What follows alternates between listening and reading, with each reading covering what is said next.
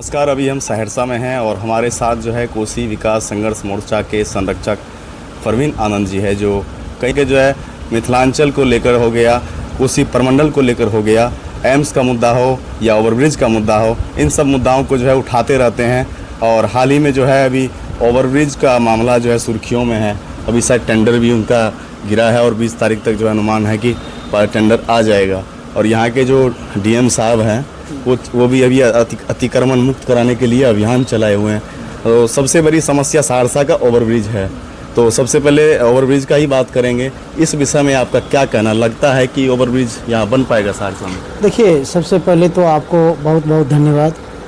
आप सदैव आप कोसी की विभिन्न समस्याओं को लेकर के आप उसको पर्दा पर लाते हैं, इसलिए आपको बहुत बहुत धन्यवाद। ये समस्याओं का एकमात्र शहर सहरसा है, जहाँ चारों ओर समस्या ही समस्या है। यहाँ पर क्या है कि जो हमारे जो प्रतिनिधित्व जो राष्ट्रीय स्तर पर करते हैं, जो राज्य स्तर पर हम लोगों का प्रतिनिधित्व करते हैं, तो आंदोलन के उपज वाले जो लीडर होते हैं, तो उनमें क्या होता है कि वो राज्य सरकार और केंद्र सरकार के बीच बैठ करके अपने क्षेत्र के विकास के लिए बात को रखते हैं, सदन में भी रखते हैं, सड़क पर भी रखते हैं। अब क्या है कि सहरसा में जाम की समस्या है, इसको लेकर के हम कई बार बड़े बड़े आंदोलन का हम नेतृत्व सहरसा में किए, आपको पता ही है। और इसमें क्या है कि सहरसा को दो भाग में जो है रेलवे बांट दिया है, एक तो सुपौल की तरफ, एक मधेपुरा की तरफ। छोटा सा शहर है, जाम के कई कारण हैं और रेल मंत्रियों के द्वारा 3 रेल मंत्रियों के द्वारा इनका शिलान्यास किया गया।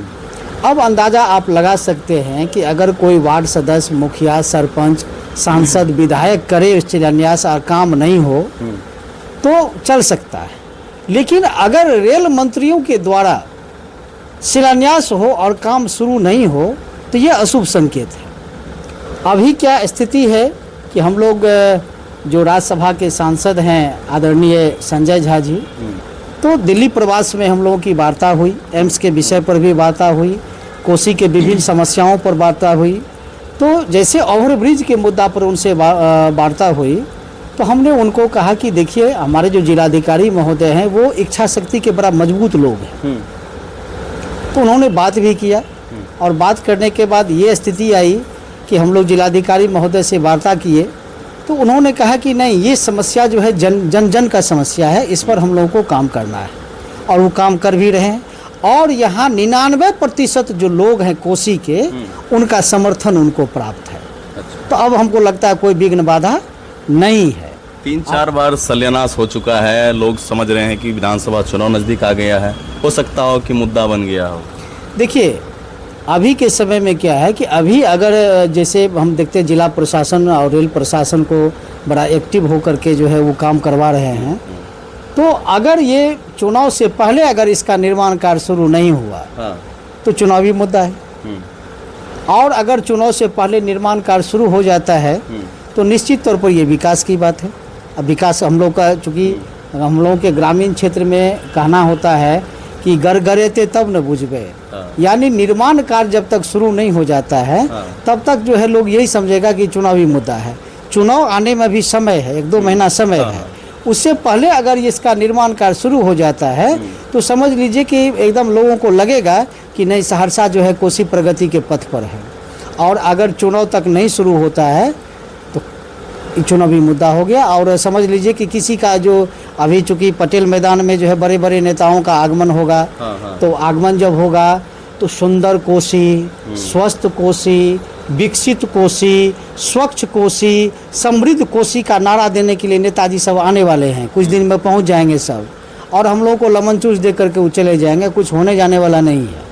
अभी देखिए, प्रधानमंत्री जी का पूरे बिहार में कार्यक्रम सब जगह हो रहा है, लेकिन वो कोसी सहरसा नहीं आ रहे हैं। हम लोग आग्रह भी किए हैं कि कम से कम सहरसा आइए, कोसी को विशेष पैकेज दीजिए, क्योंकि हम लोग बाढ़ पीड़ित इलाके के लोग हैं। यहाँ 3 ईसा लोग दवाई पर जिंदा है। अभी भी दुनिया चांद पर चली गई और कोसी का लोग जो है रोटी कपड़ा मकान के लिए संघर्ष कर रहा है। आप जो है एम्स के नाम से भी जाने जाते हैं। एम्स के लिए आपने कई संघर्ष किया है, या दिल्ली तक जाना हो तो आप वहाँ तक गए हैं, काफ़ी संघर्ष किए हैं, लेकिन फिर भी एम्स जो है चुनावी मुद्दा भी बन गया और एम्स जो है सहरसा से दरभंगा भी चला गया, अभी क्या कोशिश कर रहे हैं आप? देखिए, सबसे बड़ी बात क्या होती है कि हम तो सांसद विधायक हैं नहीं, हम तो संगठन चलाते हैं। कोसी विकास संघर्ष मोर्चा जो है विगत 10 वर्षों से, आप लोग तो हैं ही, हर इशू को उठाते हैं। हम लोग का जब हमको लगता है अरुण जेटली साहब दुनिया से चले गए, लोकसभा में 15-16 के आम बजट में उन्होंने स्पष्ट रूप से पूरे देश को 6 एम्स दिए। उसमें से सहरसा प्रस्तावित था, झारखंड में देवघर प्रस्तावित था, पंजाब के भटिंडा प्रस्तावित था, तमिलनाडु के मदुरै में प्रस्तावित था और उत्तर बिहार के सहरसा प्रस्तावित था। हम लोगों को लगा कि नहीं भाई, हम लोगों के कोसी इलाका जो यहाँ रिसर्च सेंटर की ज़रूरत है, जहाँ बीमारियों का कारखाना वाला इलाका है, बच्चा बच्चा बीमार है, एक रिसर्च सेंटर नहीं है, तो सरकार ने एम्स दिया। तो हमको लगता है कि अब लोगों को लगेगा कि हम जिंदगी जी रहे हैं, समय से पहले लोग नहीं मरेगा। लेकिन यहाँ क्या हुआ कि कुछ नेताओं का नज़र पड़ गया कि सहरसा में एम्स क्यों बनेगा, तो इसको उठा करके दरभंगा ले जाए। हमारे अध्यक्ष विनोद झा जी, जिनके नेतृत्व में हम लोग लगातार संगठन जो है काम कर रही है, अब हम लोगों को ये हुआ कि जब हम लोग इस पर हल्ला शुरू किए तो कहा कि 200 एकड़ ज़मीन जो है सरकारी मापदंड के हिसाब से, जहां एयरपोर्ट नज़दीक में हो, नगर निगम परिक्षेत्र में हो, एक एम्स से दूसरे एम्स की दूरी 200 किलोमीटर से कम ना हो, क्या बोलते हैं, बिजली का कनेक्टिविटी हो, 4 लेन हो, सारा व्यवस्था हो, तो हम लोगों ने 218 एकड़ ज़मीन दिया। उसमें भी कलेक्ट्रेट के जस्ट बगल में, एयरपोर्ट के जस्ट बगल में हम लोग का नापी उपी हो करके जिलाधिकारी के माध्यम से चला गया। अब सरकार का एक पत्र आता है कि 27 जिलों का नाम दिया गया, जबकि उत्तर बिहार के नाम से था, सहरसा के नाम से था। अब 27 जिले का नाम दिया गया, 27 जिले के जिलाधिकारी को पत्र भेजा गया कि आप 200 एकड़ ज़मीन जो है सरकारी मापदंड के हिसाब से उपलब्ध कराइए। उसमें दरभंगा नहीं था। देखिए, दरभंगा का नाम नहीं था। आप ही नियम बनाते हैं, आप ही भुजिया बना के खाते हैं। और दरभंगा में आज से 10 साल, 2015-16 के आम बजट से और 2025 है, 10 साल में माननीय मुख्यमंत्री महोदय, हमारे जो कुछ नेता लोग थे वहाँ, आज तक वो क्यों नहीं बन पाया। ना आप दरभंगा बनने दिए और ना आप सहरसा बनने दे रहे हैं। तो इसका मतलब क्या है? आप बड़े हृदय के लोग हैं, बड़े नेता हैं, आपका हृदय बड़ा होना चाहिए कि चलो दरभंगा में 10 साल से नहीं बना तो सहरसा में बनेगा। सहरसा भी अपना मिथिलांचल का हिस्सा है और सहरसा में ज़मीन भी उपलब्ध है।